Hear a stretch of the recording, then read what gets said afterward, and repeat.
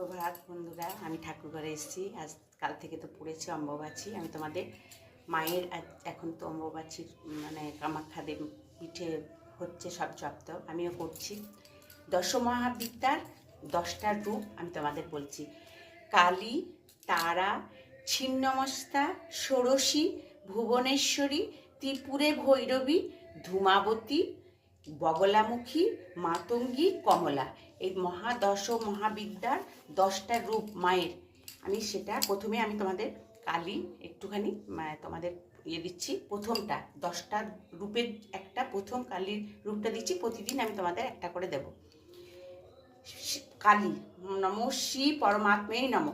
দশমহাবিদ্যার প্রথম হলো কালী। মহাভাগবতের মতে মহাকালী হচ্ছেন মুখ্য প্রধান, তার উগ্র সম্মত 2 রূপের অন্তর্বর্তী অনেক রূপ ধারণকারিণী হলো দশম মহাবিদ্যা।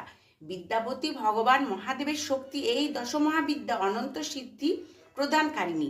দার্শনিক দিক থেকে কালতত্ত্বের প্রাধান্যই সবার উপরে। এই জন্যই মহাকালী বা কালী সমস্ত বিদ্যার আদি, অর্থাৎ তার বিদ্যাময় বিভূতি সকলেই মহাবিদ্যা। মনে হয় মহাকালের প্রিয়তমা কালী নিজেই দক্ষিণ বাম রূপ সমূহে দশমহাবিদ্যা নামে বিখ্যাত। বিহন্নীল তন্ত্রে বলা হয়েছে যে রক্ত কৃষ্ণভেদে কালী 2 রূপে অধিষ্ঠাতা। ঠিক